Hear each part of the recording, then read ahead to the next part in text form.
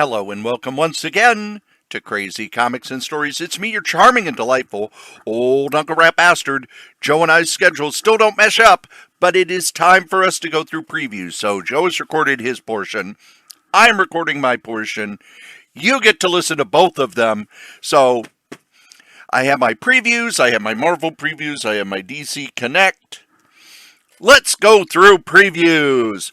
On the cover, we have Darkwing Duck, which is going to be coming from Dynamite. It is by Amanda Dibert and artist Carlo Loro. I was not someone who grew up with Darkwing Duck. I don't even remember watching it when it was on Disney Afternoons because I would work in the afternoons.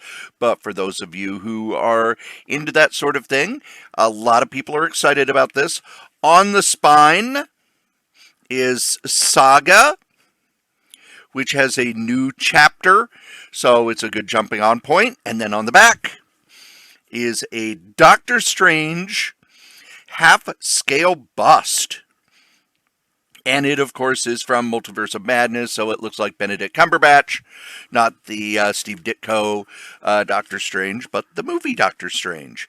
In previews, on page 30, you can order a whole bunch of really fairly cheap Free Comic Book Day stuff, including a small raised magnet, a hat, a beanie, t-shirts. These are the generic ones that just say Free Comic Book Day. Next month will be the ones that have the official Free Comic Book Day drawing. I'll be talking more about that when we get to that previews. But now we're going to start with Image. There was not a lot here that jumped out at me in their new series, but I do like the fact that they have the new series. Each one is in the front of the Image section. They do have a sample of the art and what it looks like. They also have some of the books that are hitting new jumping on points. Like for Monstrous, it's the start of a new story arc. For the Magic Order, it is the fourth of the Mark Miller Mark Miller miniseries that I noticed that they're not pushing that he has made a deal with Netflix anymore, so I wonder if that deal has ended or what's going on. They also push Saga number 61, which starts the new story arc. But for me, I am going to point out the trade paperbacks that I am interested in. So on page 60, there is 8 Billion Genies, Deluxe Edition, Volume 1 hardcover. I did not know there was going to be more than one volume. The story is, if you had one wish, what would you wish for? What if everybody on the planet had one wish too? That's 8 billion genies. 8 seconds after magical genies grant every person on Earth one wish, the Earth is transformed forever. The miniseries goes 8 seconds, and then 8 hours, and then 8 days, and then 8 weeks, then 8 months, then 8 years.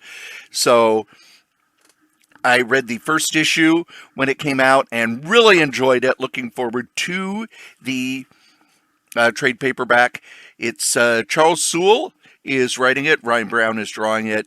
It's a really interesting premise, and that first issue was a lot of fun, so I'm looking forward to reading the whole thing. Also on page 62 is Chip Zdarsky's Public Domain, which I reviewed a little while back. I reviewed the first couple issues of the comic. This is a highly recommended book. It is the story of a character who was created ages ago, and it has now become really popular. There's a movie, and the original artist realizes that he was given the rights to this character way back in the 70s.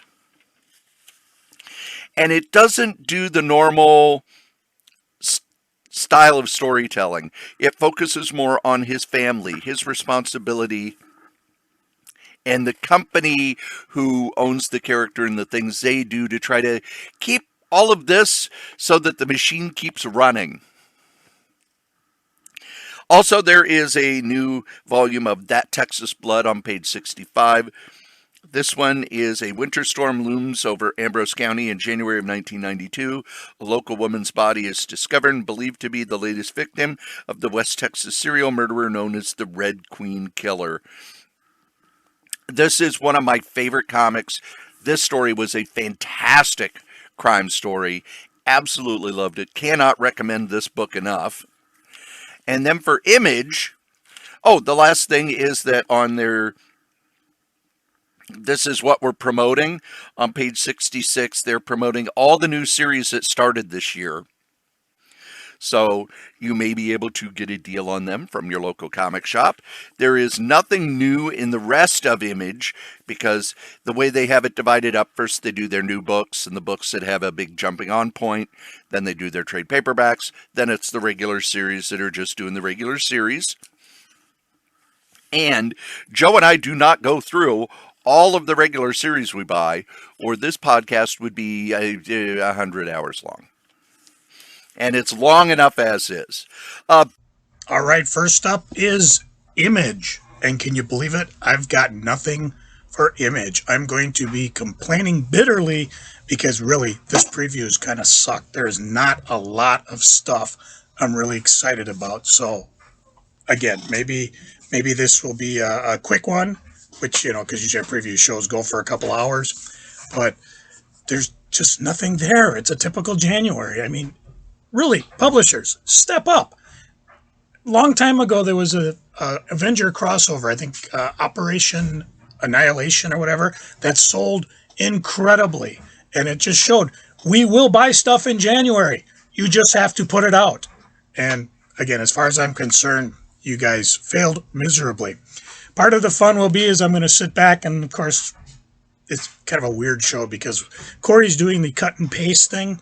So you're going to hear me flipping pages a lot, whereas normally when Cory talks, I flip the pages to my next one. So just bear with us. We'll try to go. Again, for Image, I got nothing. The only thing that excited me was on page 52, 53, where you have those facsimile editions, this time Invincible #1. They're doing both a regular one and then a deluxe one, which will feature a memorable array of variant covers as an installment of the Cutting Room Floor, or as well as an installment. So, and it also has Robert Kirkman's original hand plot and commentary. The interesting thing about it is that they're both the same price, unless that's a screw up by Image. But that's pretty much it for me. Cory, what you got from Image? Boom Studios is not a company I buy a lot from. Right now, the only thing I'm really picking up is when Something is Killing the Children trade paperbacks come out.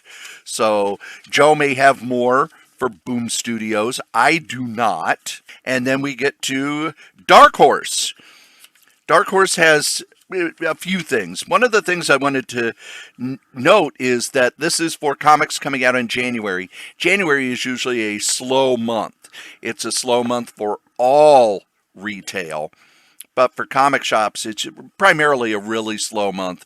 What Marvel and DC used to do is they would start their big, huge miniseries at the end of summer to try and keep people coming in to pick up that miniseries as it pulls through. They're not doing as much of that anymore. I think part of it is because their audience isn't so much school and college based as it used to be. But January is a slower month for your comic retailer. So because the companies push out a lot of what they do in December so they can meet those year-end goals. And also, people don't have as much money in January because they've spent all their money on Christmas. So, for Dark Horse, in the month of January, they are putting out trade paperbacks of a couple of Frank Miller books that if you haven't already bought, you should pick up. These are ones he did in the early 90s. One is Big Guy and Rusty the Toy Robot by Frank Miller and Geoff Darrow, which is a fantastic comic. They made a cartoon of it that didn't last very long, but the comic itself is a lot of fun. And then there's Hard Boiled by Frank Miller and Geoff Darrow. Geoff Darrow is amazing. Hard Boiled is a science fiction ultraviolet adventure that mixes Mixes the hard-boiled detective with science fiction, run through Geoff Darrow's amazing, incredible art. This is one you're going to be staring at the art every page for a long time. If you haven't read it yet, do yourself a favor and pick that up. There is a return here of a comic that I did not know was ever going to come back, and I certainly did not expect it to come back from Dark Horse. Kitchen Sink did an anthology in the late 80s and early 90s. It started as an EC fanzine, but quickly became sort of an anthology for underground and experimental artists, and it was called Blab. Oddly enough, in previews this month, it comes back. This is one of those things I never thought would come back because I thought it was very much kitchen sink thing. So when Kitchen Sink went under, I thought that they were done. It is a Harvey-winning anthology of cutting-edge comics, art, and culture.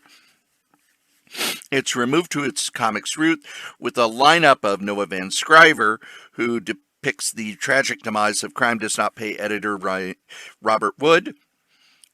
Ryan Heshka recounts the rise and fall of Superman creators Siegel and Schuster. Sasha Veneer portrays the making of film director F.W. Murnau's Nosferatu, and on and on and on. This is a fantastic anthology, and if this one is half as good as the previous ones were, this is one that you do not want to miss out on. I'm really looking forward to the Noah Van Scriver piece on Crime Does Not Pay, because that's one of the weirdest stories in comics. Let's see here. There wasn't a whole lot else new. First was the World of Black Hammer Omnibus Volume 1, reprinting some of the Black Hammer spin-off series, such as Sherlock Frankenstein, Dr. Andromeda, in their omnibus format. I love their omnibus format. And I believe, for the EC folk among you, there is a reprint of EC Archives Tales from the Crypt. This is a hardcover. This reprints 29 through 34. Graham Ingalls, Jack Davis, Al Williamson, Joe Orlando, George Evans, and Marie Severin. It's EC horror, which has been some of the best horror comics ever printed. If you don't have these and you're a hardcore collector, you're going to want to pick up the hardcover. But if you're just kind of a reader, go ahead and wait for the trade paperback. The trade paperbacks come in at $19.99 rather than the $49.99, and the printing on it is just as good. I actually saw some of them over the weekend and was really impressed at how well they look. And that is it for Dark Horse. I got nothing for Boom or Dark Horse. I told you, this was kind of a wimpy month. Again, there are things that I'm buying. For example, I'm getting the Gru miniseries and things like that. But there's nothing new that excites me. So I'm going to sit back. Cory, what do you got from either Boom or Dark Horse? Next up is Dynamite. Joe has things in Dynamite, including that Darkwing Duck. He also will probably talk about all the tchotchkes that they sell, because they're very much, in a way, they've learned from Chaos Comics, which is, hey, we have a hardcore base that likes our bad girl books. So we put out merchandise, and their merchandise really sells well. And if you're into that merchandise stuff, I would imagine that you're already looking at it. I am not into that sort of the bad girl stuff. Nothing wrong with it. It's just not for me. And now it's time for Dynamite. Right on page 158, Darkwing Duck. Let's get dangerous. This is a big one. This goes to show Disney isn't necessarily running all their properties through Marvel. I think they decided, Marvel, you deal with the superheroes. We'll license out everything else. Tons of variant covers to choose from. There's even limited edition, let's see, Mark Andolfo, limited version, David Nakayama. So you can go to the page 159, choose your variant cover that you want, and then of course on page 161, and I believe it bleeds over into the next couple pages, got a couple interviews by writer Amanda Taybert. So if you're a Darkwing Duck fan, definitely want to jump on that. Page 182, Dreadstar 40th Anniversary Trading Card Set. If you like Dark Dreadstar, and I sure do, this is one you might want to check up. It says first time in the direct market. So they might have been available elsewhere. It's a trading card set, 40 unique trading cards, and a signed card by Jim Starlin himself. Packaged in a single colorful box, so it looks kind of cool. And then, of course, on page 204 are my favorite things, a couple neat statues.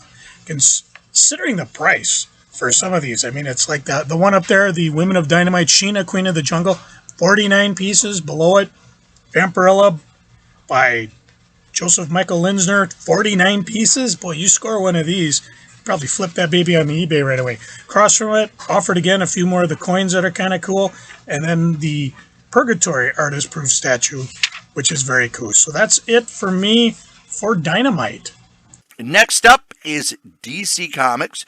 DC has a huge crossover that spins out of Dark Crisis on Infinite Earths, and that is Lazarus Planet. And the idea of the story is that there's an explosive, the Lazarus volcano has erupted, spewing dangerous and transformative chemicals into Earth's atmosphere. As these Lazarus clouds rain down on the planet, people across the globe begin to develop strange new abilities. Watch their already extraordinary abilities change and witness a whole host of chaos unlike anything the DCU has experienced before. I think this is one of the... It's Mark Waid and Jean Lun Kang, drawn by Billy Tan and Riccardo Federici. I know Billy Tan's work, and I really enjoy his art. I don't know Riccardo Federici's work, but this is kind of a big event comic to kind of... We've had Dark Crisis on Infinite Earths, and now this is going to sort of set up so that new characters can be introduced, older characters can be reintroduced with changes without them having to hit a reset button. There are tons of tie-ins. I am going to be picking up the trade or omnibus when it's all done. DC has not really won me back yet. I'm reading characters here and there, creators here and there, but I'm not really jumping on the whole DC bandwagon. Not yet, anyway.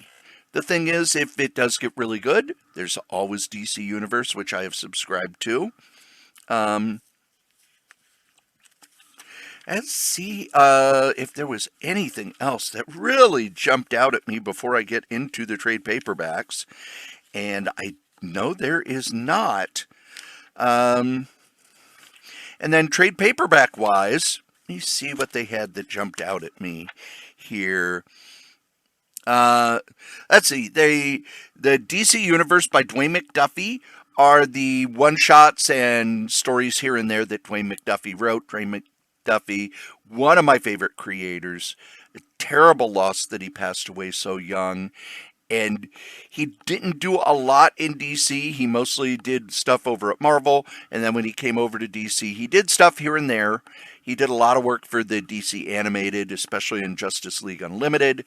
And Milestone, he was one of the pillars of Milestone. But I'm looking forward to picking up the DC Universe book by him. That is everything. They do not have any omnibuses at all, which is weird. They do have an Absolute, which is Absolute Dark Knight Death Metal. I got to be honest, I don't think Death Metal stands on its own. Death Metal was part of a much larger story that spread out over a whole bunch of different books. I tried reading it on its own, and it just didn't work for me.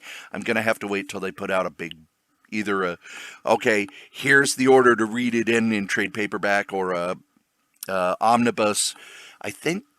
I don't know. I think they may have put out an omnibus. I don't remember. I honestly don't remember. But I remember reading it on DC Universe and just being lost. Okay, here we grab DC. Remember, we're using the DC Connect issue number 30 for November 2022. And right away on page 2, Lazarus Planet Alpha.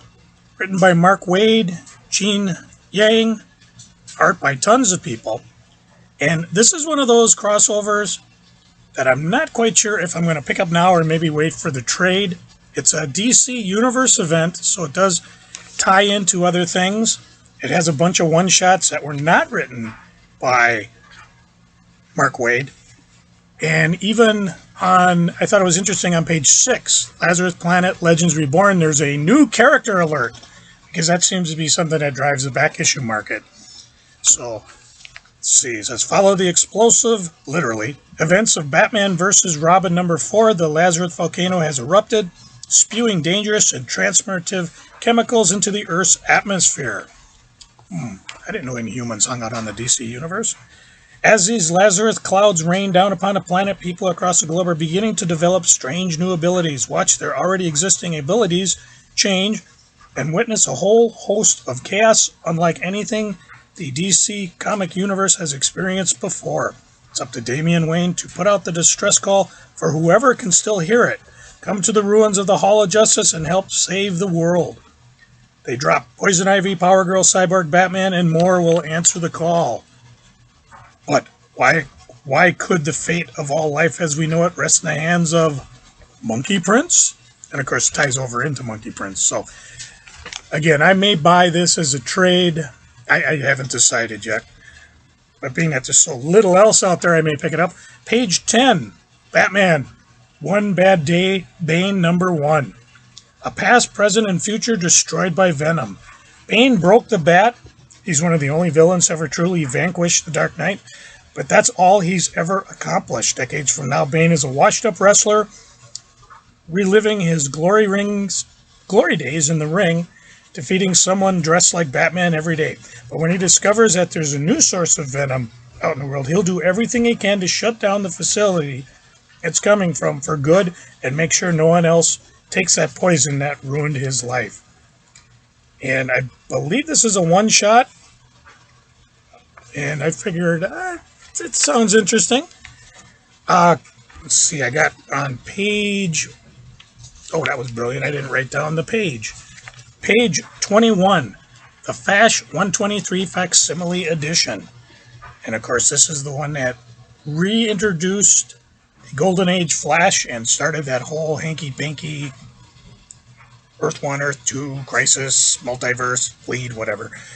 I used to actually own a Flash 123, and obviously in my stupid days, I must have sold it. And now I wish I did. But, again, if you got a couple thousand, go buy a real one. Otherwise, here's your chance to buy the facsimile. And I love the facsimiles mostly because of the ads and all the other fun things with it. The only other thing from DC that I'm mildly interested is on page 32. That's the Cami Garcia and Gabrielle Piccolo's series that I raved about. I bought the one at Target. I picked up a few cheap. Teen Titans Robin. This is a continuation of that whole run that they've been doing. And they have Raven Roth, Garfield Logan, Maxine Navarro, Damian Wayne are on the run from Slade Wilson from Hive. But where will they go? Who can they trust? Dick Grayson just wants to know what happened to his brother Damian. Is Damian okay? Sure, it's an all-ages thing, but it is kind of fun. Even on the next page, girls talking over a Lois Lane story. These are kind of the fun one-shots I just love. Not a ton of continuity, not like, hey, what about this, that? Just enjoyable standalone things. And that's it for DC. Told you there wasn't much. Cory, what you got? That leads us to Marvel, which, quite honestly, is where most of my money goes. We get the wrap-up of Dark Web, all of the regular books and miniseries, and there's going to be a Omega special next month, which is the finale of the story. But this is sort of the wrap-up to the story leading up to that Omega. But the first comic that jumped out at me is on page 7 of the Marvel previews, and that is Avengers War Against Time. First off, it's by Alan Davis, I love his art. Absolutely love Alan Davis's art. He's one of the artists I will pick up anything he does.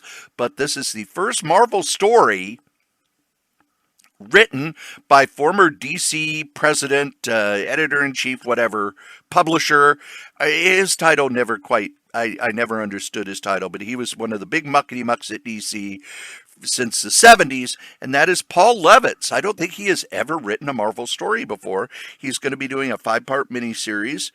I will be picking this up as a trade paperback, but there are people who do still buy the comics, so the classic adventures against the Hulk on the streets of New York. It's the beginning of a showdown with Kang the Conqueror that will span the centuries. Eisner Hall of Famer Paul Levitz makes his Marvel debut, unless you count A Letter in Amazing Adventures number 5. So this is his first Marvel book ever. On the next page is a new series of The Scarlet Witch. I wouldn't have paid much attention to this, except it's written by Steve Orlando, who's been doing some fantastic work over on the X books, and drawn by Sarah Pichelli, who ever since her run on Ultimate Spider-Man has been on my radar as a fantastic artist. We get, 2 pages of the interior art, and it just looks awesome. So I hope the series lasts. Again, I'll be reading it on Marvel Unlimited, and if it's really, really good, I'll be picking up the trades or hardcovers. There is a new Peter David Hulk miniseries, and this one is about Joe Fixit. Peter David's tour de force through some of his greatest Hulk hits continues with the return to Joe Fixit. Gone are the ripped-up shorts of the Hulk of yore. This enforcer prefers the slick suave of a striped suit, and Hulk is traded monster for mobster as he lends his strength to the Las Vegas casino scene.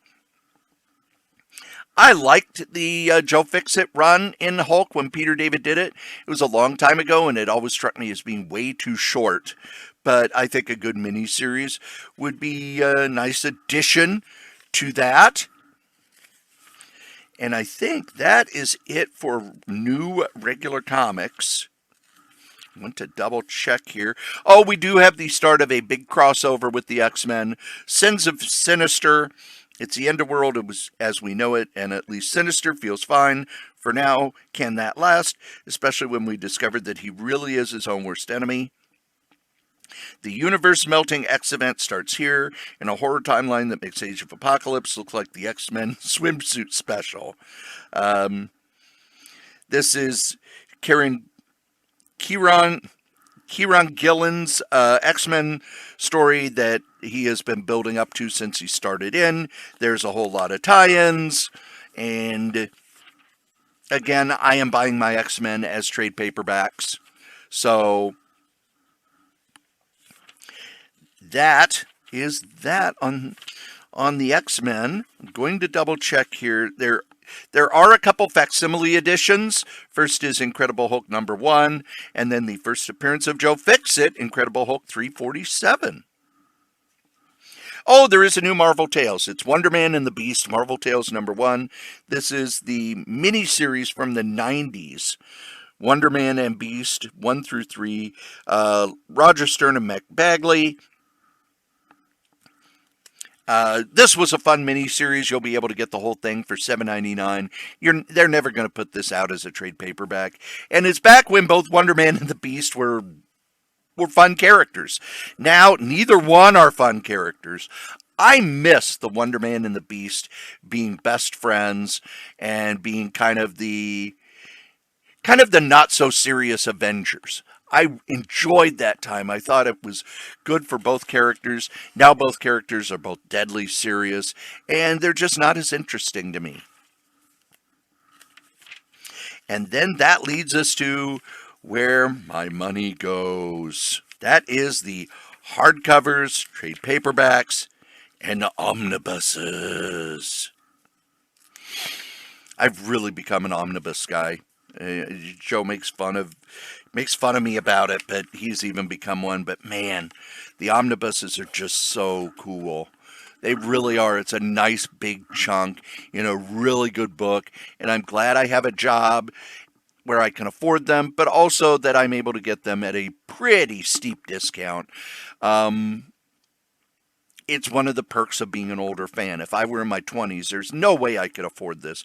Probably not even in my 30s. We get a couple of older characters, older omnibuses, and that is Mighty Thor Omnibus number 4. It has a Gil Kane cover that's so over-inked it does not look like Gil Kane. However, I'm picking up the John Buscema cover because it's John Buscema, damn it. This reprints Thor 195 through 228. It is the end of Stan Lee's run, and Gary Conway took over, and pretty much in the late 60s, early 70s, when Stan would leave a book, either Roy Thomas or Gary Conway would take it over, depending on which one had a better feel for the book. I think it's odd that Roy Thomas didn't take it over till much later in the late 70s, but Gary Conway took it over. I have read these stories. They're good, not great. You do get a lot of John Buscema art. Sometimes inked by his brother Sal Buscema. They were a wonderful team. There's some Rich Buckler art in there as well. The other one is the Daredevil Omnibus number 2, which is Daredevil 42 through 74, Iron Man number 35 and 36. This is written by Stan Lee, Roy Thomas, Gary Conway. It's drawn by Gene Colan with some Barry Windsor Smith, and Don Heck did an issue or two there. Those are ones where I'm going to have to look at my finances to see if I get them, because I do have them in the essentials. And both of them are good, not great. So these are ones I put on my list for if I see them out in the wild at a dirt cheap price, I'll pick them up. Next up, Captain Marvel Genis-Vell by Peter David. It's mostly written by Peter David. There's some Fabian Nicieza in there. The list of artists is long. This is everything in the 2 Captain Marvel series that Peter David did. Issues 0 through 35, and then the reboot, issues 1 through 25. It is 1,400 pages for $150, which means I'll get it for about $75. This is a doorstop of a book. And I really liked Peter David's Captain Marvel.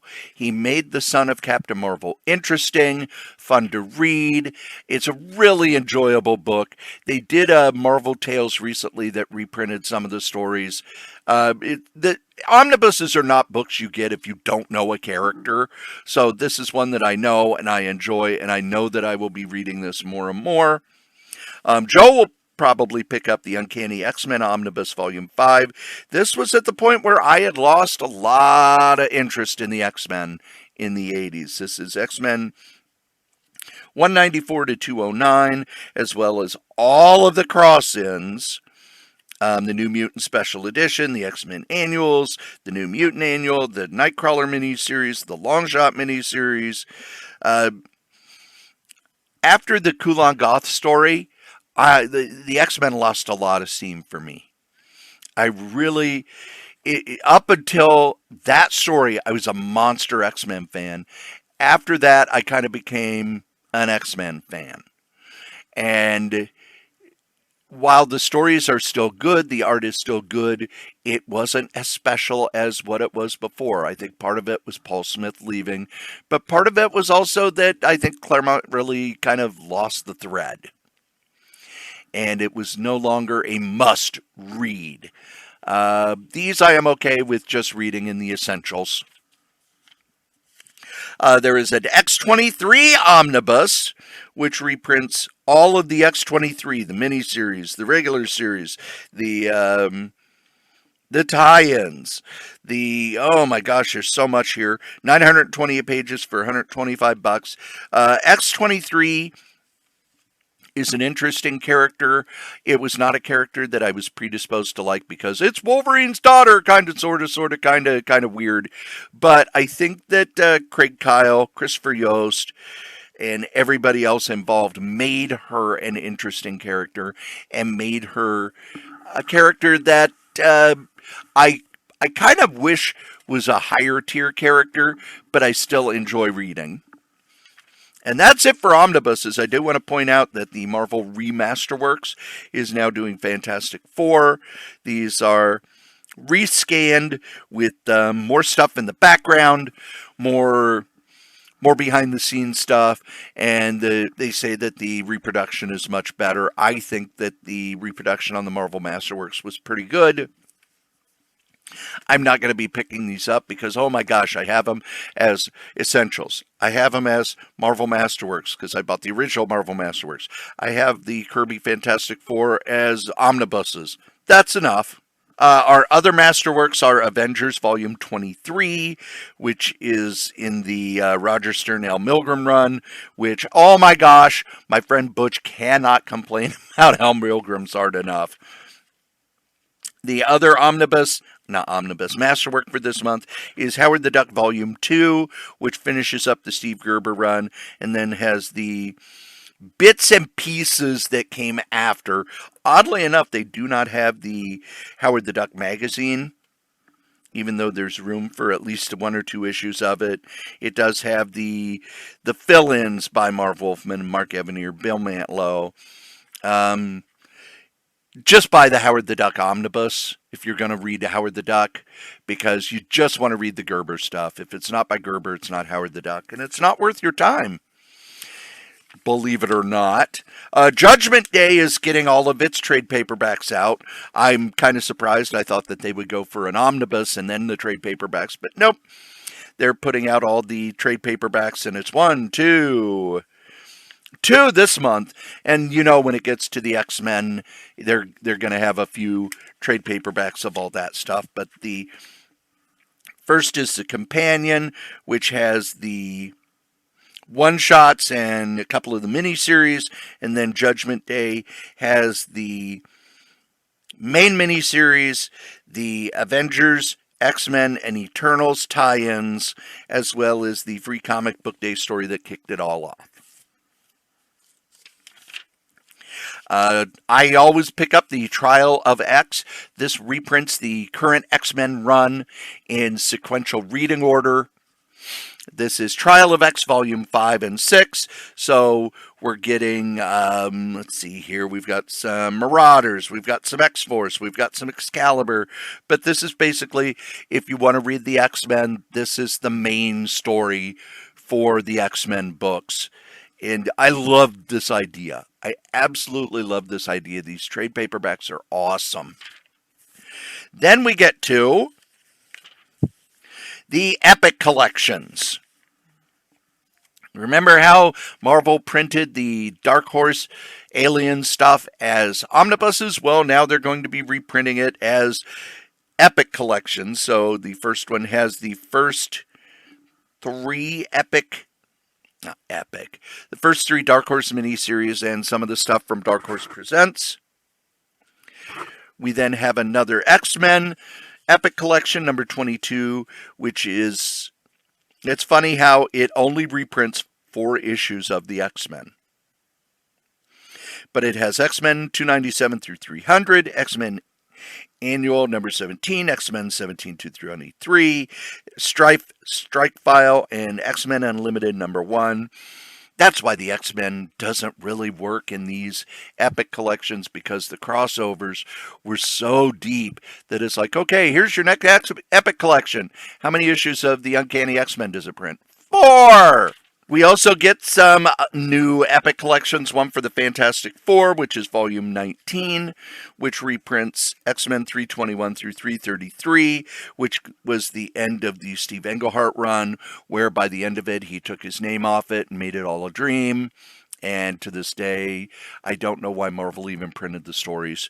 Then there is Namor the Submariner, the third Epic Collection, which reprints Submariner issue 4 through 27, and you're saying to yourself, well, if it's the Epic Collection and it's the third one, why is it only issue 4? Because the first one was all of his appearances and his early run in Tales to Astonish. The next one was Tales to Astonish all the way up to he got his own series. They also reprint Daredevil Epic Collection Man Without Fear, which was the number 1 of that. Amazing Spider-Man Epic Collection number 4, which reprints the Return of the Green Goblin. Star Wars Epic Collection, The Old Republic Volume 5, which is reprinting more of the Dark Horse stuff. And then the Mighty Marvel Masterworks that reprints the Masterworks in smaller, cheaper formats. This is Volume 2, which reprints Daredevil 12 through 21. This is when John Romita took over, because Wally Wood did the issues before this. John Romita had been working over at DC in their romance department, so he kind of was wanting to break out of the romance thing, Stan said sure, had him work with Jack Kirby for an issue or two, so Jack did the layout so that Romita could learn the Marvel style, which was more action-based, and DC was much more static, and then he was let on his own, and this was sort of a trial run for him taking over Spider-Man. So it's an interesting volume art-wise, and while the stories are pretty much kind of second-rate Spider-Man stories with the gimmick of Daredevil being blind, it is a cool place to see John Romita Sr. learn how to draw Marvel books. His first work on Spider-Man. Gene Colan comes in as Adam Austin because he's also working at DC, so he had to use a fake name. And there you go. That is Marvel. All right, now time for Marvel. Not a lot again for Marvel. Jump right away to page 7. And there you've got the Avengers War Across Time. The weird thing about this is we had to order it last month. So for your friendly neighborhood comic shop, you can still order it. Hopefully they've ordered enough to cover everybody. But it's Thor, Iron Man, Captain America, Giant Man, the Wasp, the classic Avengers against the Hulk on the streets of New York. It's the beginning of a showdown with Kang the Conqueror that will span the centuries. So you had me at Time Travel, you had me at Avengers, 5-issue miniseries, Paul Levitz, Alan Davis. Page 42, another one of those, actually 2 facsimile editions. The first one is The Incredible Hulk #1, written by some guys, Jack Kirby, Stan Lee. Yeah, it'll never last. But yeah, this is the landmark issue that introduced the strangest being of all. Is he man or monster or both? And again, it's been reprinted billions of times, but it's fun to go in there and not only see the ads. I don't know if they'll have a letter page. It's an issue I've seen occasionally at dealers. I've never actually, probably never will, actually own it. Underneath it is 347, which is, I believe, the first Grey Hulk. Could be. This one I've owned, so I'm not that excited about it, but it's expensive. So if you can't get it, time to pick it up. I will point out on page 9, there's the Scarlet Witch, and oh my gosh, I'm seeing online tons of just variant covers that aren't available through the Marvel catalog, but just like exclusive things and stuff like that. Of course, Adam Hughes has a classic homage variant. I don't know if I'm going to pick this one up, and I'll probably wish I did and then be mildly upset because it's so expensive and I didn't pick it up. Actually getting 2 omnibuses this month because there's nobody else offering anything. Page 80 has the Captain Marvel Genesis by Peter David omnibus. Crisscross cover. I love Peter David's stuff. I don't recall if I read these. I probably did, and of course sold them over time because that's the way I roll. I probably will pick up the regular cover. The Ross cover looks good, but I kind of like the other one there. I'm not sure who does that. Cover is by Crisscross, so that's kind of cool. And then I will pick up Uncanny X-Men Omnibus Volume 5 because I've been really, really enjoying reading the omnibuses. I forgot how much I enjoyed reading all these, and this covers what I consider my classic age where I just read everything. And there were only 2 books. It was like New Mutants, occasional series, annuals, miniseries, and X-Men, Uncanny X-Men itself. And I don't have Volume 4, so if any of you got a cheap used Volume 4, let me know. I'll buy it from you. Shameless huckstering, what can I say? That's it for Marvel. Let me sit back. Cory, tempt me. What are you getting? All right, now put on my protective gloves because I'm going to go through the rest of previews. Right away on page 236, Children of the Black Sun. It's from the artist of the hit series House of Slaughter. It's not difficult to be happy under a blue sky, but it takes a lot of courage to be strong even under a black sun. Over the years, the black sun has risen twice, a dark dawn whose rays have done terrible things to people's mind, driving them to all sorts of horror. 12 years have passed since the last time, and the world still fears the return of that inexplicable phenomenon. But fear is not the only legacy of those terrible days. All the women who got pregnant under the influence of the black sun have given birth to babies with some peculiarities. Like they live in a a mobile home in Chaska, and they growl at people, and they don't go to cons, and they yell at pie. And say, oh, I'm sorry, I'm not. Forget that. We can edit that out, right? Anyways, white hair, ashy skin, abnormal proportions, and eyes as red as fire. Children of the Black Sun. Sounds intriguing. Various variant covers. They have the little preview code, which is cool because you can preview it if you want. And then, of course, across from it's an interview with writer Dario Ciccio. And even on the next page is an interview with the artist, as well as some, some smaller art samples on page 239. Let's hop over to page 308. Like I said, here's the part where you gotta wait while I do the catch, because I tell you, when we stop doing these cut and paste shows, I'll be very, very happy. I'm in Fantagraphics. James Warren, Empire of Monsters, the man behind creepy, vampire, and famous monsters. Let's see, the author Bill Shelley digs beneath the myth-making to tell the true stories of James Warren, one of the 20th century's most influential publishers, featuring numerous eye-opening anecdotes culled from interviews with Warren's colleagues, editors, and friends, and then he name drops.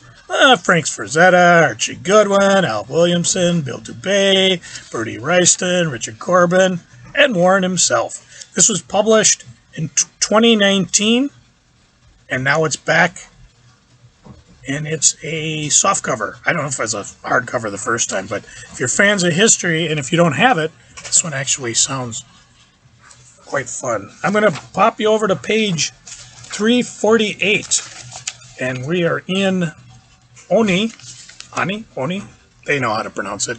But I'm just going to point out Rick and Morty, #1, brand new #1. So if you're a big Rick and Morty fan, you can pick it up, as well as a bunch of variant covers there. I'm looking at that cover B, where it looks like they're at a comic con. We're Rich Morty. I told you a comic game would pay off. Morty, you just have to reboot a series every 5 years. Slap a giant #1 on the cover, and suckers will fall for it. Hey, I fell for it. On page 362, no paper cut yet, The Ballad of Halo Jones Omnibus, written by some cat, Alan Moore, Keon Gillian, artist Ian Gibson, the ultimate edition of Alan Moore and Ian Gibson's feminist space opera. Radical and revolutionary, Rebellion is proud to present Alan Moore and Ian Gibson's groundbreaking science fiction classic in a full-color omnibus for the first time. So this is one of those that I probably sold when I had Hot Comics, but I wasn't aware of it. So here's your chance to jump on board. And then on page 370, if I can say this right, Reconstruction, Reminiscing and Rebuilding Puerto Rico. This is one of those charity anthologies done by the Eisner Humanitarian Award recipients, where they have an anthology featuring contributions from writers and artists from the comic book industry. Gail Simone, Greg Pak, Denny Ho and Tony Daniel, Bill Sienkiewicz. The list goes on and on. $20, and a lot of the proceeds will go to help rebuild Puerto Rico. I'm going to take a quick pause. Cory, let me hear your next 5 that you want out of the other section. Unlike Joe, who's just doing his top 10s, I think, I'm going to go through all of the stuff that I'm getting in the rest of the booklet, because it's not that much. Again, I have to point out that this is a slow month. Marvel is never slow, but everybody else is. So I'm just going to point out the highlights for the month, the stuff that jumps out at me, the stuff that I would like to, that I'll be picking up from the rest of previews, which is becoming more and more kind of just half of previews, as more and more of the publishers get moved to the front, because they're kind of trying to show, hey, these are our premier publishers. These are the people who get higher sales numbers and more of the market share. And the weird thing is, normally I would have a few things in the early part of the book, but there's not much new there. I'm going to check with Archie, but I'm pretty sure even Archie has kind of a slow month. Yeah, Archie doesn't have any of their regular They don't have any of the big thick books. They don't have any of the we're reprinting a series books. They have 4 digests. They have a special of Archie in India, which it's a 144-page digest, but and then we get Archie versus the World, which is drawn as if it's Fist of the North Star. It looks really weird, and I don't know the people involved in it, so that's what I'm going to wait on. My first jump is to Fantagraphics. And with Fantagraphics, if you go to page 309, they have another volume of the George Harriman Library, Crazy and Ignatz. This is Crazy Cat. This is that weird surrealistic strip from the 20s into the 40s that at the time very few people liked because it was so odd. But artists and publisher William Randolph Hearst loved it, so it continued to see print. I adore the art in these books. They are just beautiful. They're beautifully reproduced. They do have notes so that you get the colloquialisms and the references to things at the time. It's a very simple premise. Out in the desert, there is a cat who may be female, a mouse who likes the cat and shows this by throwing bricks at him, and a dog, Officer Pup, who's also attracted to Crazy Cat and is usually locking up the mouse for throwing bricks at Crazy. And with that simple premise and the art, he went for years. It's a simple, beautifully drawn strip, very surrealistic. I can't say that you should be jumping up to spend $50 a book. But I would suggest, if you have any interest in comics history or you're a devotee of comics art, pick up one of the paperbacks, which are available for $24.95 and usually print about 2 to 3 years worth of strips. 2 to 3 years worth of strips. They are beautiful books. And you kind of owe it to yourself to learn about the history of comics. They do have some other reprints for comic strips on the other pages. They're all very expensive. So I do have to pass on them. I'd love to have each and every one of them, but there's a limited amount of money, even when I am one of those guys who gotta have it. So let's see here. Book-wise, there is a book here in previews that is already available out in bookstores, but I wanted to point it out. Star Wars: The Princess and the Scoundrel. The Death Star is destroyed. Darth Vader is dead. The Empire is desolated after being frozen in carbonite and risking everything for the rebellion. Han Solo is eager to stop living his life for other people. He and Leia have earned a life together 1,000 times over, and when he proposes to her, it's the first time in a long time he's had a good feeling about this. And when Han asks her to marry him, Leia says yes, but happily ever after doesn't come easy. The marriage, the peace, and the prosperity it represents is a lightning rod for everyone in the galaxy. It's a Star Wars novel, and this is one where I think it's going to be a lot of fun. The Star Wars novels for me have been hit or miss since the reboot, and the continuity is kind of wonky. I don't think they really have all the nuts and bolts figured out, but this one looks like a lot of fun. On the next page, 362, is a book that I have it as a paperback, but it's not complete. This is The Ballad of Halo Jones Omnibus. This is written by Alan Moore. There are also news stories by Kieran Gillen, and their art is by Ian Gibson, and then the newer stories are drawn by Barbara Nunsenzo. This is Halo Jones, a feminist space opera, Rebellion is proud to present Alan Moore and Ian Gibson's groundbreaking science fiction classic in full-color omnibus for the first time. This timeless tale of one woman's endurance amid a sea of dead-end and deadly jobs remains one of Alan Moore's most beloved sagas. It also has unbelievably beautiful art by Ian Gibson. I'm friends with Ian Gibson on Facebook, and he's still doing sketches of Halo Jones because people request it. This is a character that once you read it will stick in your head. Alan Moore did some wonderful work for 2000 AD that is very overshadowed by his American work. So I cannot recommend this book enough. If you're an Alan Moore fan, this is probably one you do not have, and it's one that you should get. There is also the Best of 2000 AD Volume 2, which, much like Volume 1, reprints a number of stories. It's kind of a primer for 2000 AD as they pick out some of the best stories and story arcs to put in a trade paperback to let us Americans know what 2000 AD is all about. Let's see here, we're going to flip to our next one, which, believe it or not, is all the way back at Tomorrow's.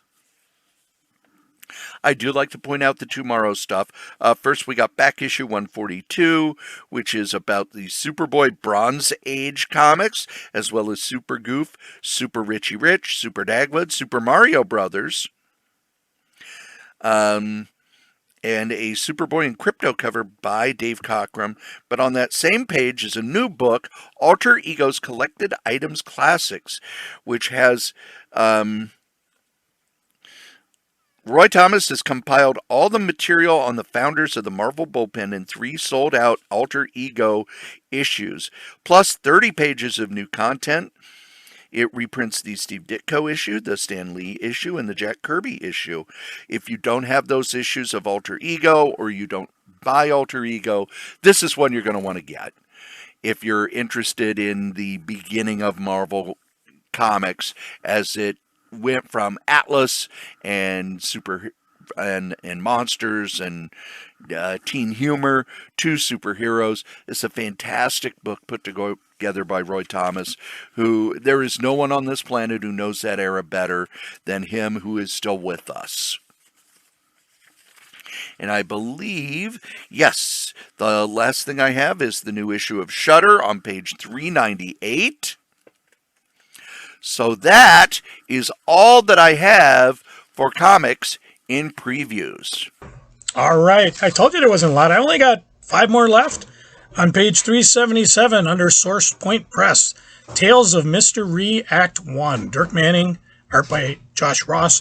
The first 4 volumes of Dirk Manning's horror epic noir about a damaged and distrustful demon hunter navigating a nightmarish new world order are now collected in full color for the first time. See why Bloody Disgusting hails this title as the best of the genre in this massive Act 1 omnibus collection. So that caught my eye.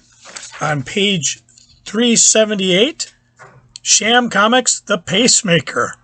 Just sounds ridiculous. It's the adventure of broken-down has-been CIA spook Chuck Upton as he gets a second chance. Left for dead during a failed Black Ops mission, his body was completely reconstructed using alien technology. By day, he poses as mild-mannered NATO envoy, traveling the world ironing out tricky diplomatic conflicts. But when diplomacy fails, he dons his preposterous costume, an outlandish titanium helmet, and solves those conflicts with extreme violence as the Pacemaker. The stress usually triggers a heart attack mid-flight, as his alien technology usually fails him, but he blows up lots of things in the progress. I know with John Cena's Pacemaker, it seems irrelevant, but I just kind of like that idea of the Pacemaker. Besides, with all the surgery I got, it's probably good. I'll probably end up getting one anyways. Let's jump over to page 338 under Sumerian Comics. How I Became a Shoplifter #1. Tom Brayfogle, Daniel Hilliard, and various. Crime Through Boredom. A year-by-year look at the final generation of juvenile delinquents before technology took over.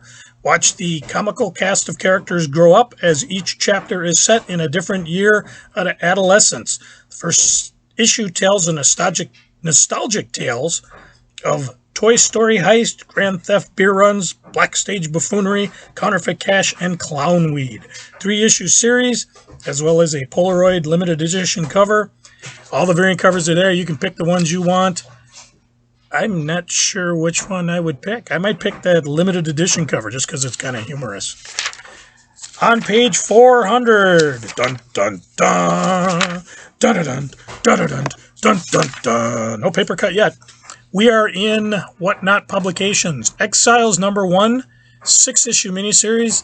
This is written by some guy you may have heard of, Wesley Snipes, with Keith Avram, Adam Larson, artist Esquivel. Exiles follows the hard-boiled detective Niles Roach Washington as he pursues a serial killer who is using mysterious ancient tools to rip the spines from his victims. When forces outside and within the police department attempt to discredit him for his theories, Roach's instincts keep pushing him forward. With enemies on all sides, he wades deeper into the conspiracy and uncovers a secret 5,000 years in the making. What I like is there's a thing, retailers, original creation from Black Wesley Snipes. As if we didn't catch that. And of course, fan favorite covers. 6 issues, it'll probably be a mini-series. I wish they had a photo cover, because I love me photo covers. But when I buy it, I'll probably get that cover F, just because it's kind of a movie spoof them. And the last thing I got in this really, really weak month of previews is on page 464. Yes, you're not seeing wrong. We're wading into the manga area. Something that, I tell you, I read through everything, and I'm always looking for something to buy. And this one kind of caught my eye. Let's see if I can spell it right. Pomora, Victory for Ukraine, another charity graphic novel. Victory for Ukraine is a collection of short comic stories created by Ukrainian artists during the first weeks of the Russian invasion, channeling all their emotions, their anger, courage, dreams, and despair into one goal, one manifestation of their nation's fight for survival. It's ages 12 or up, 9 stories that humanize the conflict in Ukraine in a unique and emotional, lasting way. So, I'm not sure. Maybe it's not a charity thing, but I do think it's kind of interesting. I did have a friend who married a wife that he met either online. I don't care. It's love. What do I care? But he brought me graphic novels and a comic book from Ukraine. The first one, and I don't have it with him, but the first one was a graphic novel based on a local hero. And obviously I don't speak Russian, so I said, someday when you and your wife come, she can translate it for me.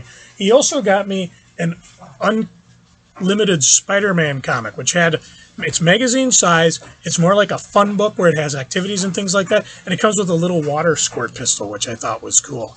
One of these days I'll get all that stuff online. That's it for me for previews. I told you there wasn't a lot. You know I can go on and on for hours. And again, maybe I'll do a second look through and talk about it next time we're together. Cory, tempt me. What do you got? Then on the flip side, where we point out one thing that we would buy, because our pal Brian says that we do not pay attention to the toys and everything. I point you toward page 21, the AEW Galaxy John Moxley PVC diorama. John Moxley standing on a chair with one foot on a barricade, the belt draped over his shoulder, and pointing at his would-be challenger. This is a really cool sort of mini statue. I am not much on statues. I couldn't have them for the longest time because I had a cat, and we all know what cats do when they see things on a shelf. They knock it over. But if I were to pick something out of previews this month, that is what I would pick up. And now, everybody's favorite section. Flip that previews over. It's time for Brian. These are the things that Brian wants. We suggest Brian buys. He made such a bitter argument about that we never cover toys. So we're doing this just for Brian. I start out on page 38. The Spawn Salmon Twitch 7-inch scale figure set from McFarlane Toys. Just amazing characters, amazing articulation, 22 moving parts. The technology was a lot of fun when they first came out. I don't know if I have my original Salmon Twitch figures from way back when, but here's your chance to get a loan. A little expensive, $79.98. So obviously you may not be playing with them. Let's head over to page 55. On page 55, come on, there we go. I have supersized Peanut sheets. It's a little late after Halloween, but here's your Peanut supersized vinyl figure Charlie Brown ghost sheet. It's The Great Pumpkin, Charlie Brown, premiered on televisions across America on October 27th, 1966. It's an annual viewing tradition, if you can find it, and that's an inspiration for this peanut supersized statue. Or I think it's more of a plastic. It's like a statue, but it is pretty cool. And it's very expensive, but hey, it's Brian's money. What do we care? But it's just kind of cool. That's the type of thing you want to bring out, put on your desk. The final thing I'm looking at is on page 107. Okay, I go more. I like to get Brian spending a lot of money, but here's just something a little less expensive. It's the Texas Chainsaw Massacre 1/18 scale minifigure. It's a previews exclusive, and it'll ship in May of next year, but it's only $20, and it looks just utterly amazing. And I'm assuming it comes with a chainsaw. I do remember years ago when I had Hot Comics, somebody came looking through the store looking for a figure with a chainsaw. At the time, there was only an Elvira figure, and they were kind of expensive, more than what they wanted to pay. And figures were like $5-10, and I think hers was 20. But now, hey, you got Leatherface. What else can you want? That's it for me. Cory, what do you got for Brian? Because it is the holidays, we no longer do ads, we do ads for charities. So here is our charity ad. During the holiday season, we here at Crazy Comics and Stories and the other podcasts in the Solitaire Rose Radio Network turn our ad space over to charities. And the first charity we're going to be highlighting is the Hero Initiative. It's at heroinitiative.org. It helps comic creators in need. The Hero Initiative creates a financial safety net for comic creators who may need emergency medical aid, financial support for the essentials of life, and an avenue back to paying work. Since its inception, the Hero Initiative has been fortunate enough to benefit creators with more than $1 million worth of much-needed aid, fueled by your contributions.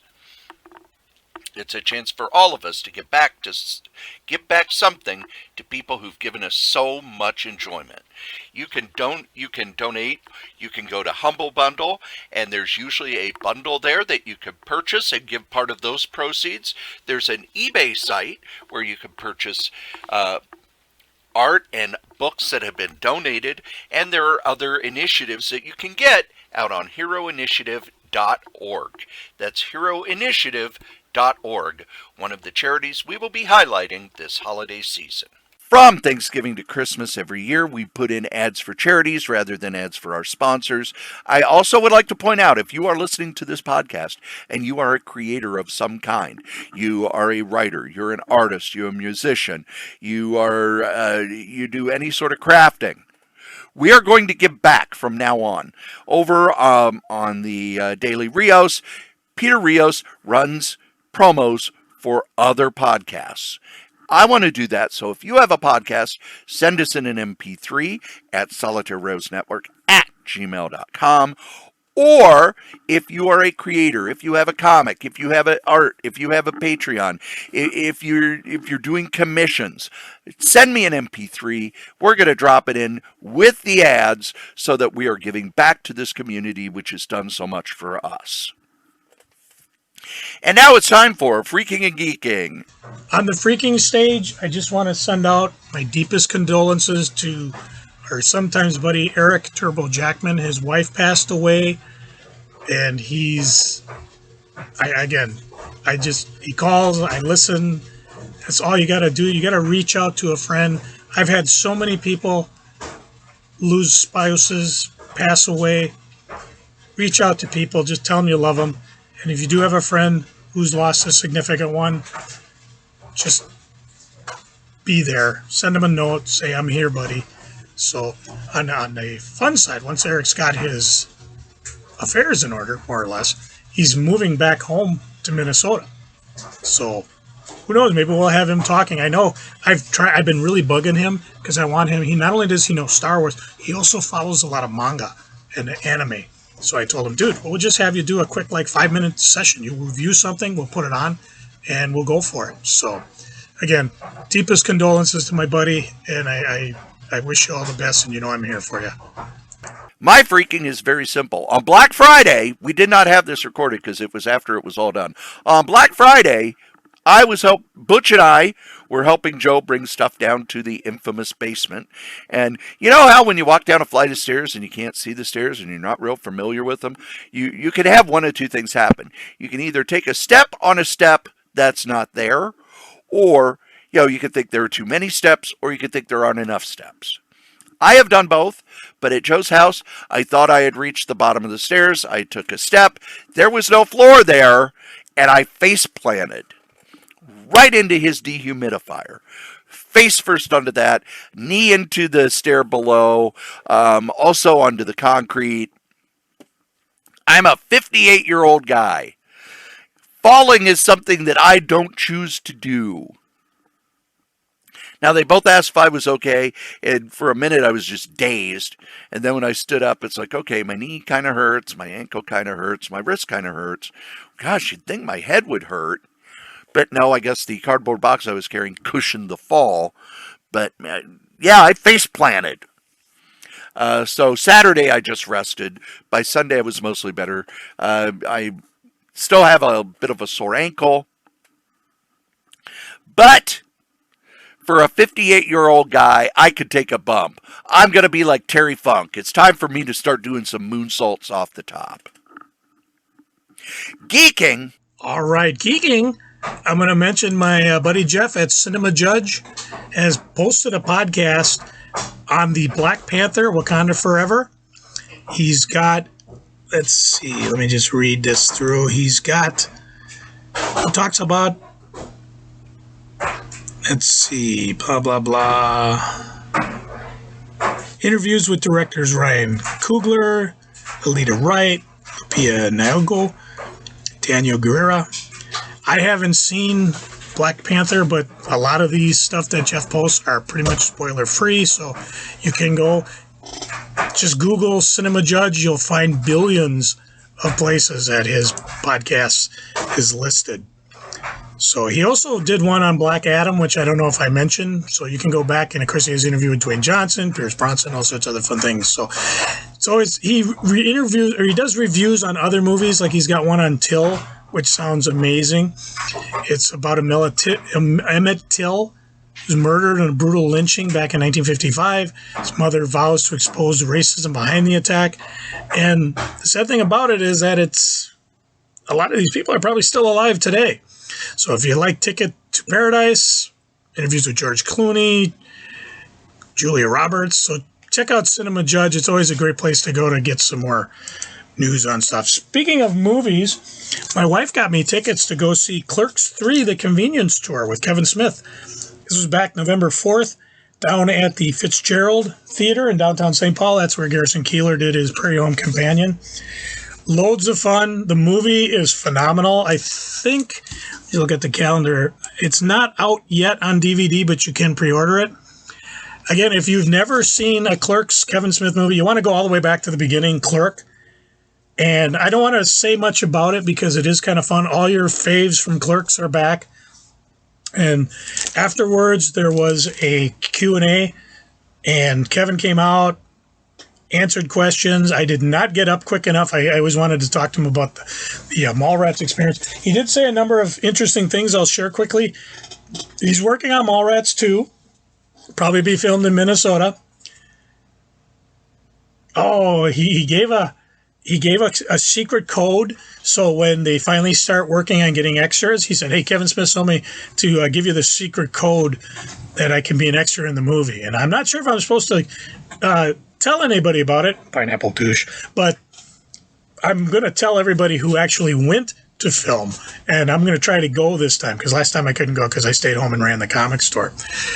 He says the biggest issue right now is that they're not quite there. I forget who's doing it. Is it Universal owns the rights to Mallrats? And when Kevin wanted to do this, he went to Universal and said, hey, I'd like to do a Mallrats 2. And they go, Mallrats? We own that? And then after some research, hey, yeah, we do. Well, we could give you like $6 million for a budget. Because, he does low income, or I should say low cost stuff. And he's like, well, I've actually figured out for $8. He's like, well, we're not really interested in that. Meanwhile, over at Lionsgate, who distributes the DVDs, they love Kevin because they were utterly shocked, Kevin's words, by how many people bought the Jay and Silent Bob reboot DVDs. Because they keep saying that they're all kind of dying, but they sold a crap ton of these things. So they're all like, Kevin, what's your next movie? Well, I'm thinking of doing Mallrats, but I just can't quite get Universal to come and give the money. Lionsgate's like, we have a relationship with them. Lionsgate's probably like, hey, we'll give you the $2 million. Let's do it. He hasn't said, but it looks promising that it's going to come. But that's why Kevin's still doing the movies, doing the things he loves. And of course, if there is a Mallrats, he says he loves the fact, he says this Minneapolis, St. Paul is kind of like his second home because of the way they embraced it with Mallrats.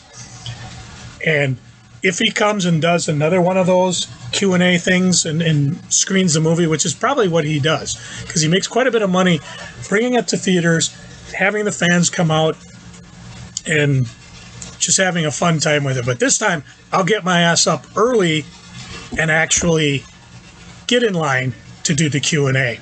Our old buddy, podcast partner, Adam Vermillion actually went to one of the shows, and he had a VIP pass. And granted, my wife bought this and didn't understand what a VIP pass was. But I know next time, first of all, I don't think she's going to go with me. She enjoyed watching the movie, but the Q&A kind of left her a little bored because she's like, boy, he can really talk, and he goes, yeah, well, that's part of what we love about him. You know, you can tell because she pulls out her phone and is playing games while we're doing it. And he did run over, I think they planned it for an hour, but it ran for a couple hours. So, and he didn't even get to everybody. That's the amazing thing. And he still had the VIP people to meet afterwards. So it just sounds like a fun time. But Adam did the VIP thing, got a picture with him. Just looks like a lot of fun. So I'll probably spend a little extra money. Who knows? Maybe I'll get Cory out of the house and we'll go together. The one thing I did buy, because of course they have a lot of merchandise there, I picked up a Quick Stops, which is the #1 cover B from Dark Horse, his actual book. And he autographed a bunch, which was cool. Because what happened was I got up, and originally there's all sorts of Kevin Smith stuff that's signed and autographed and toys and neat things. But I'm kind of like, I like it, but I don't know what I'm going to do. And then I took a bathroom break during it. I don't recall if it was the movie or the Q&A. And I went back and I was like, oh, they have them. So I have a Kevin Smith signed thing. Yay!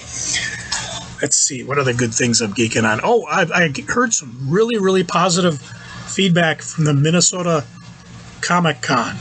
They got a ton of what I call free press. They were all the major news organizations. My favorite Jason show had 2 of the actors from Star Wars. The one guy who was the remember in Empire Strikes Back, the guy who jumped in the back with Luke and ends up dying and getting squashed? He's there. They had another guy who was just a character actor. His big claim to fame is that he was the one who played Boba Fett in Empire Strikes Back. And he was pretty much oblivious to this until his daughter came up and said, hey, Dad, you're famous. What do you mean famous? Well, this book says you're one of the few people that played Boba Fett. And he's like, who? So you could kind of tell by his interview that he was probably like, oh, I got talked into doing this, or they're making you do this. But it sounds like he had a good time. And matter of fact, people that went to the show said they had a good time. I'm going to quote, Paul Placido from the Minnesota Comic Exchange. He said, heads up for any of you excited to buy tons of comics at Twin City Comic Con. There are 5 comic booths there. If you're in the marketplace for plastic anime swords, Funko Pops, art prints, beer glasses, and more Funko Pops, this is the con for you. For great deals on your must-have comics, 5 vendors. Don't get me wrong, I had fun today. I just hope for many more comic vendors. But looking forward to the next con, which is the Minnesota Comic Exchange Con, which I'll talk about the next time we're together. He also updated, said everybody seems certain they saw more comic vendors, as many as 10. Maybe I'm wrong, but even 10 seemed like a very low presence. Tons of people there. I saw pictures with Mick Foley, with various character actors. We talked all about the different people there. I did reach out to Granite City. He never got back to me to tell me how it was. I did talk to Dangerous Dan Moore. They were there. He said they had a good time, decent sales. Wolfie Calls Chaos. Nothing new there. So a lot of positive things there. So very exciting. And I'm looking forward. They're actually looking forward already to doing next year's show. So hopefully this is the start of a bigger con that's coming up. I know the MCBF tends to want to just do the smaller shows, but we've reached out to them a couple times. Maybe I could get Cory to get a press pass with me, and we'll go cover the con there just for the heck of it. It'd be kind of fun to go. Let's see. What other good fun things? Oh, things I've read. I finished reading Inferno Omnibus. A lot of fun. I read the Matthew Perry memoir, Friends, Lovers, and Big Terrible Truth.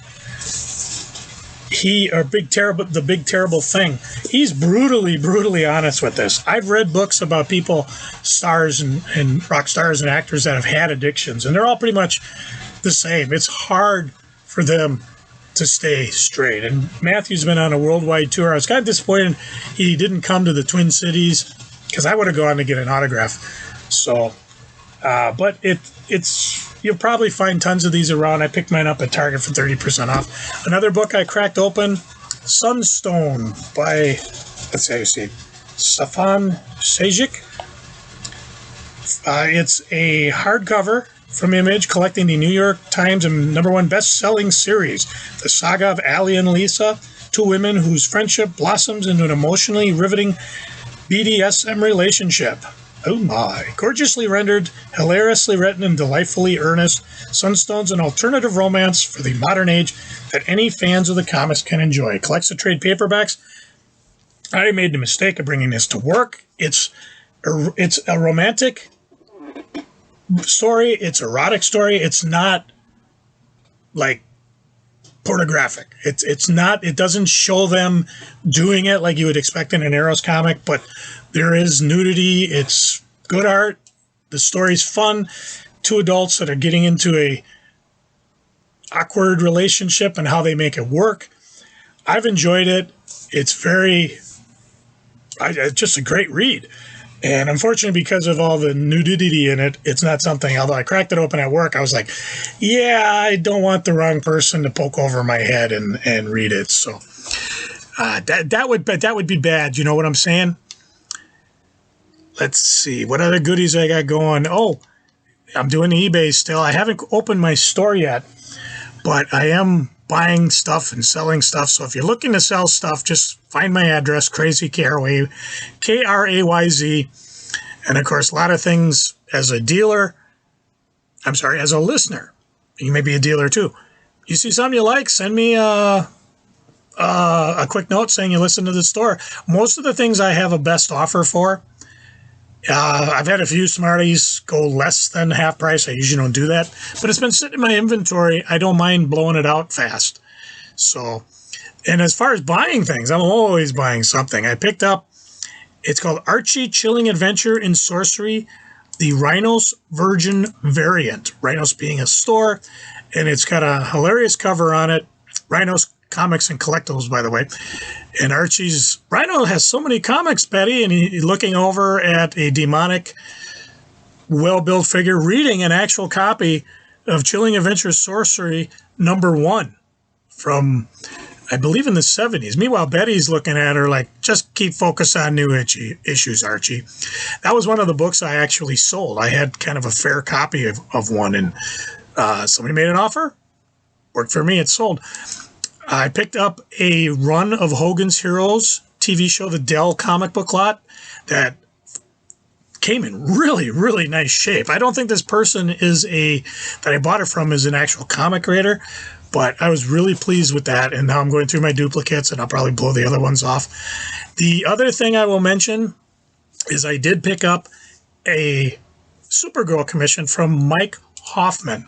He goes under the eBay handle Hoffman International, and you choose the character. I asked him to do the 1970s Supergirl that I love, and he actually offered me a deal. I actually been watching him for a while, because his lowest price, depending on what you want, I mean, $130. He offered it to me for $100, and I was like, hey, I got to do that. You know, I have all this money lined up for the Black Friday fun, which we're going to be doing next week, and I just, you know what? I'll drop $100 and pick it up. So I got it. I'll be taking pictures of all the Supergirl art that I picked up, not only at the MCBF show from Mike Hoffman, but also I picked up one piece from the upcoming Minnesota Comic Exchange show, which will have happened by the time you heard this. And I'll probably talk about it because coming up soon, which I'm really geeking for, is our Black Friday extravaganza, where I get together with Butch, Cory, the boy, and we just hit as many stores and geek and talk and just have some fun. So, and plus we get a few more podcasts out of that.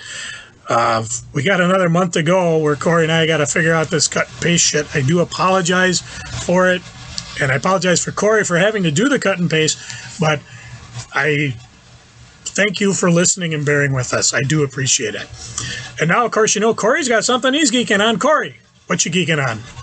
I'm only going to mention one, and it is that Friday has become our tradition, a Black Friday, where myself, Joe, and Butch get together. I wish my son would have come along, but he had other plans.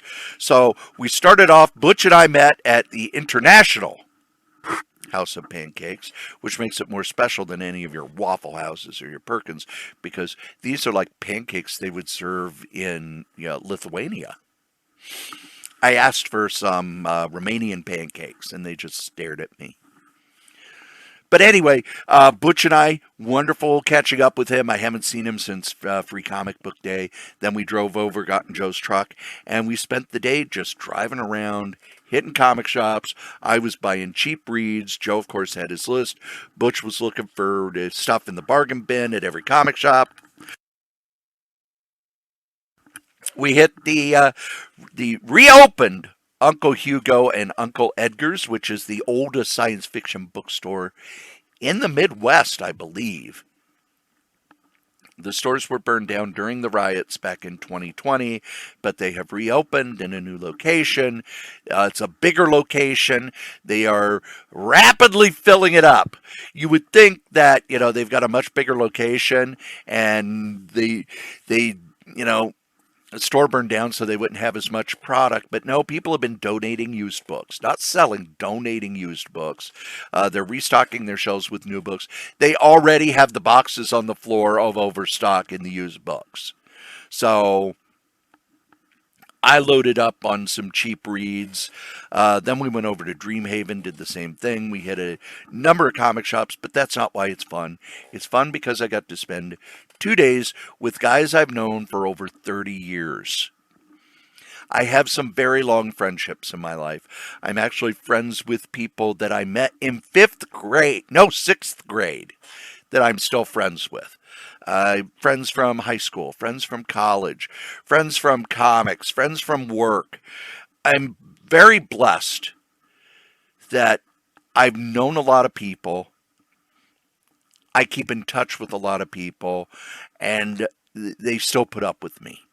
And you put up with me too, so I want to thank you for that. And as we say every week, the comic we like the least, we still like better than the comic that you like the most.